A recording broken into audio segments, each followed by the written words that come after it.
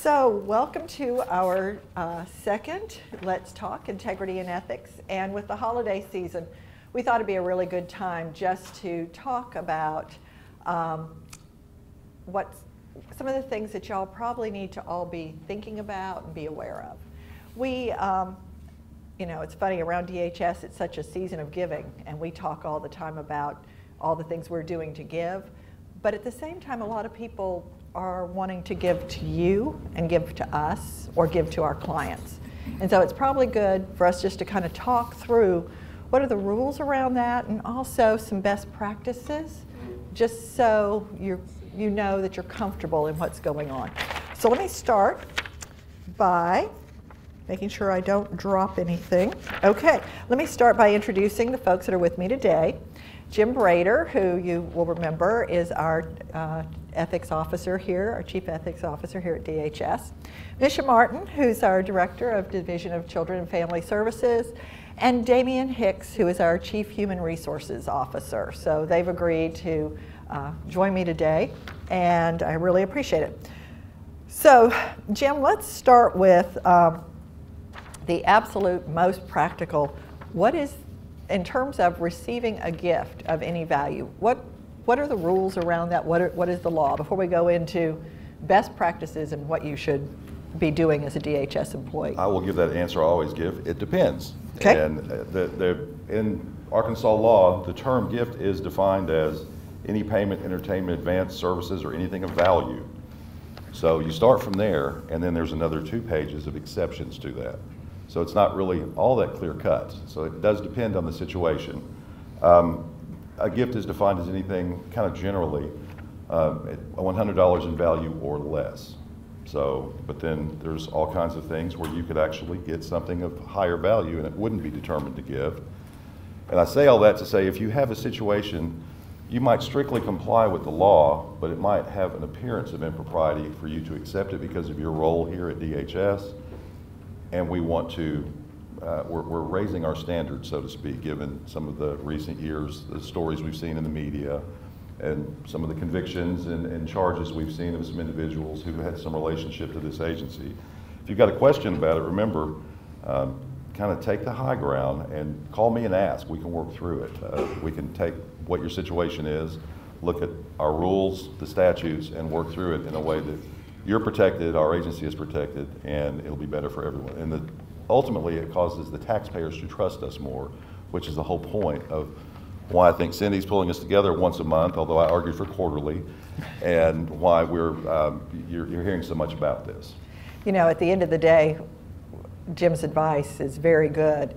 No matter what the actual law is, always think about, do you want to be in the newspaper explaining why you took whatever it was, and that in no way, shape, or form influenced your decisions or what you were doing.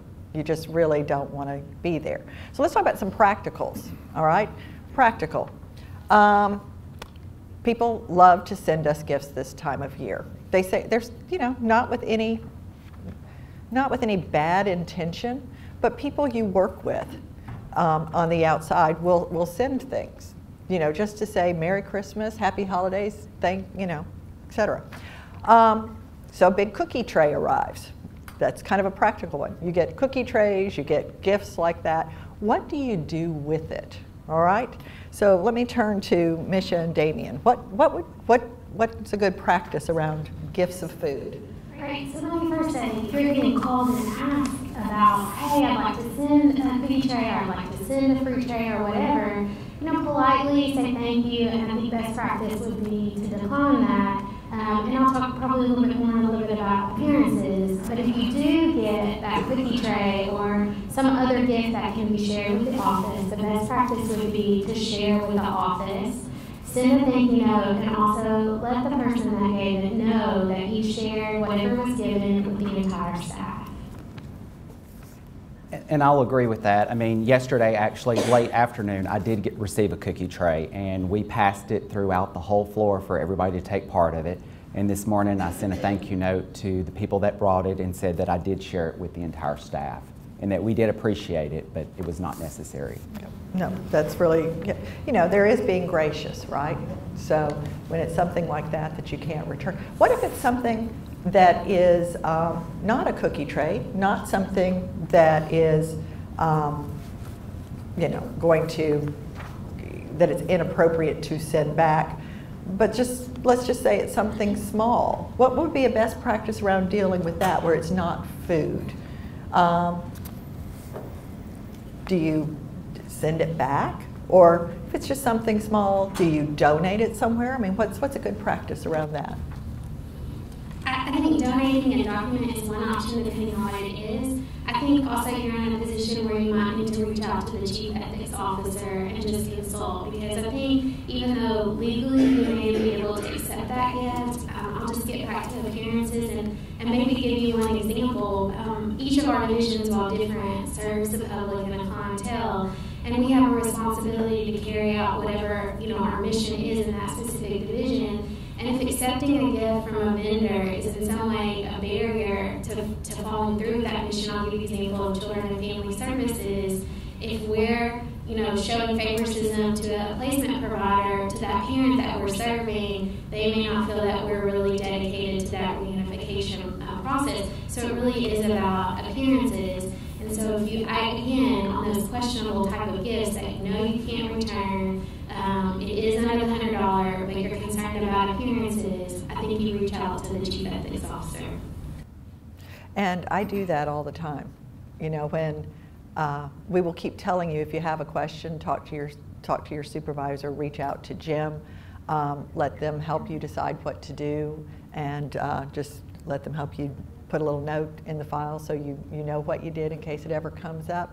I do it all the time. I mean, things happen and I'm constantly reaching over to Jim and going, should I accept this? Should I not? If I can, if we can't, how do we handle it? If we can, then just give me a little note so I can show that this was something that was appropriate to do. You know, there's no problem with doing that. You know, Damien, I know you and I talk about this one a good bit. One of the other things that happens is, you know, you work with people who are contractors and vendors, and a lot of times you work with them even in here, right? They're part of our operation. There are things we privatize, then so therefore we have contractors and vendors who are actually working here at central office with us. They become like our staff. They become like a fellow employee to us. And we encourage that. You want to have good working teams, right? Holidays, they're inviting you to lunch, right? Let's, you know, just want to take you out for Christmas lunch. In the past, when I first started and everything, since I was in the procurement area, I mean, that was one of those things where I always avoided going, just because I didn't want to give the perception that, yes, we were going with this contract just because they were taking me to lunch. When it has happened and I've actually gone, I mean, you need to make sure you pay for it yourself, to cover yourself and kind of keep a record of it so it doesn't show that you are siding with this particular vendor. And that's a very easy thing to do. You know, like I said, you do want to have good relationships. So that's what I do frequently when I'm out with people, is I just pick up my share of the tab, you know, but we get to go out and celebrate Christmas together. So it's a good practice. Again, go back to that idea of, do you want it in the newspaper where you're trying to explain, well, it was just lunch and it really didn't influence me in any way. So that's part of what you want to deal with there. Okay, you also will get invited to open houses. We, you know, particularly here in Central and very much out in the counties, we really do want to be part of the community, right? And so we don't want DHS to become this place that the county offices just stay unto themselves, and when they're invited to the Rotary lunch or when they're invited to an open house. How do you handle that here at Christmas time? That's actually one of the exceptions written into the law on what a gift is, and I think you're right. We want to be part of the community. If you are at an open house and you're there in your official role, that actually wouldn't fit into the, it would be an exception to a gift. you don't want to be kind of a stick in the mud who stands over and doesn't take part in a dinner. But with that comes some, if it gets really extravagant, it's a small group and there's to the exclusion of others and it's very expensive, you're going to want to think about that. Also, something that comes up at an open house or a conference you're at would be door prizes. You frequently will see, you'll get a ticket when you get there or some sort of marker, and they will draw and they will give away sometimes rather expensive gifts. I would caution you to take part in that. If it's something that you can't possibly get out of, I can't imagine why you wouldn't be able to decline to accept it. You probably want to then come talk to me and let's see about documenting how you're going to donate that to foster children or to APS clients or to public guardian clients, because there could be the appearance of you accepted a set of golf clubs or something rather expensive from somebody that you actually regulate or administer a contract over or have some sort of relationship in your official capacity. And that gets over into that, while we could probably find a way to make that an exception, it certainly has the appearance of impropriety. Let's talk for a minute about, we've been talking about things where people want to give you as an employee of DHS something, right? And in general, the best practice is if they ask you in advance, say, that is so sweet, I really appreciate it, but it'd be better if you just didn't, right?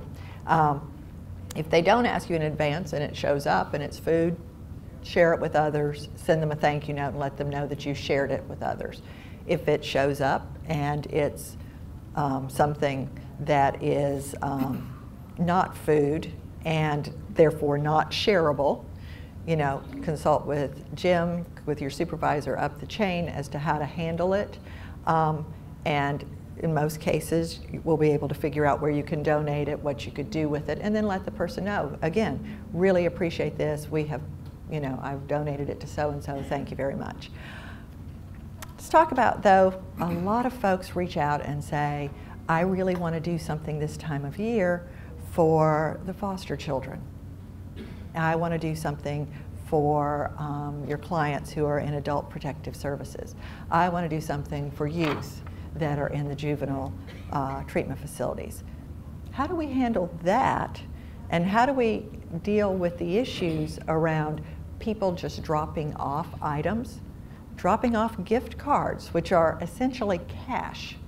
You know, a lot of you may not realize one of the findings we had from legislative audit this last year was around the handling of gift cards, because gift cards are just cash. It is as if somebody handed you some dollar bills, okay? And you have to think about it that way.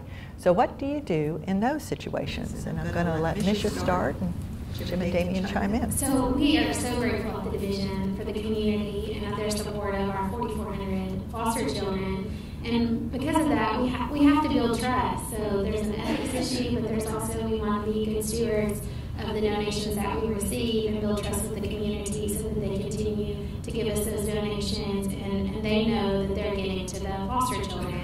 So gift cards are popular right now. And as Ms. Gillespie said, they're like cash.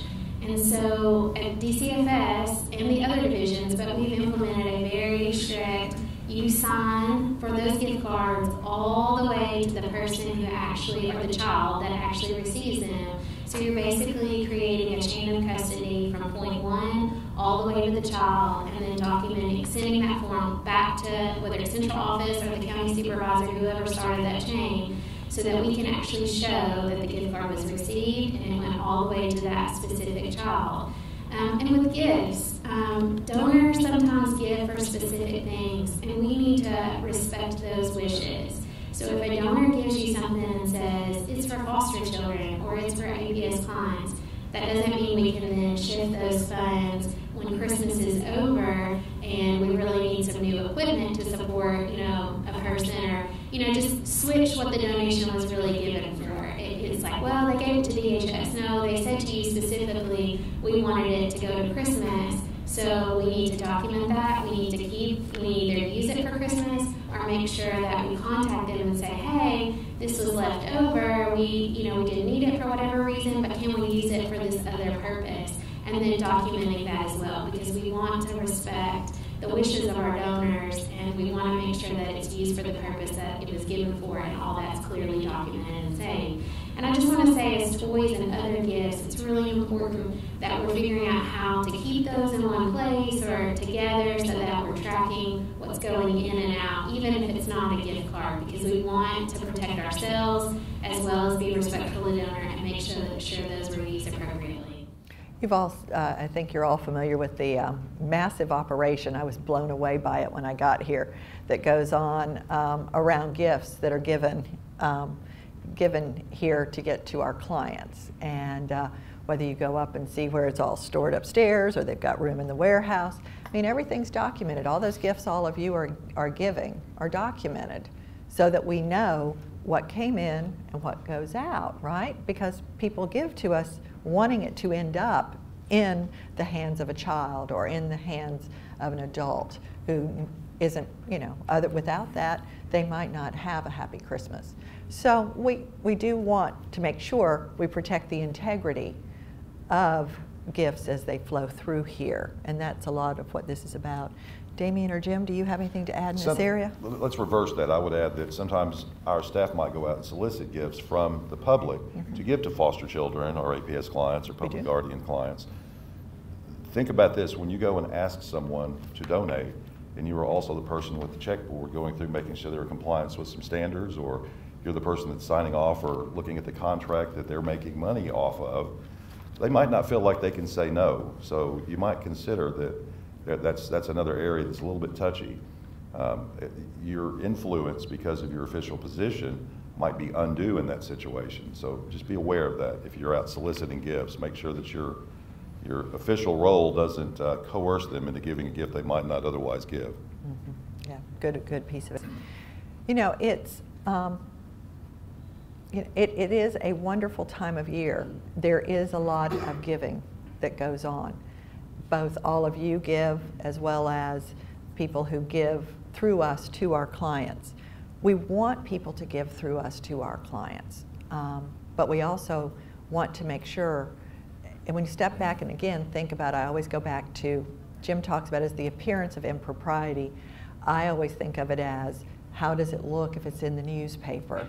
Is the first reaction, oh, that's not good, and then you explain, right? So I think of appearance of impropriety as how will it look if it's in the newspaper? And a simple one on that is, how does it look if it's in the newspaper that someone gave us a lot of toys and then those toys never made their way out? Do you really ever want a story where somebody's saying DHS loses, you know, hundreds of toys? Doesn't mean DHS necessarily would have lost those toys and they wouldn't have made their way out, but it's the documentation that shows the toys came in, the toys went out. Otherwise, the story is, we lost the toys, we don't know where they went. Okay? That's why we harp on documentation so many times. And that's why this whole process is set up over at DCFS and out of my office and everywhere else, so that when gifts are given, they're recorded in, they're recorded out, and there's documentation, and everyone knows, yep, I gave it to DHS and it wound up leaving DHS and ending up in the hands of someone. If you ever have any questions about all that, as we always say, you can always call Jim or email Jim, but you can also talk to your supervisor. If you're in the counties, talk to your county office supervisor, talk to the administrator. I mean, talk to folks and say, how should we handle this? What's best to do? You know, because I don't want this to become, oh, we therefore just retreat, right, into DHS and we don't talk to people outside, we don't work to people. That's not what it is. It's much more knowing that as long as you document what's going on, as long as you talk it over with others, and everybody's kind of going, oh yeah, that passes that appearance of impropriety test, and we all know, and it looks good, you know, then it's fine. But do be thinking about what it looks like when you let someone pay for your lunch, when you let someone give a gift and you keep it yourself, right? Just think about those things, because the appearance is not good when in those situations. All right? Any other thoughts? Just like you said, documentation is the key to make sure you're covering yourself and you look, I mean, as far as there's no anything you're trying to hide. Yeah. The other fun thing, the other thing about documentation, we call it documentation, and you know, growing up, we just called it thank you letters. Somebody gives something, you say thank you, right? That's all it is. It's a thank you letter, thank you email saying we really appreciate the cookie tray. And I shared it with my colleagues here. They absolutely loved it. Thank you so much. That's documentation, right? But it's also good manners. So remember that as well. All right, one final note, because we always close with this. We do have, if you'll remember, here at DHS, as we're trying to have these practical sessions on what to do around ethics and integrity.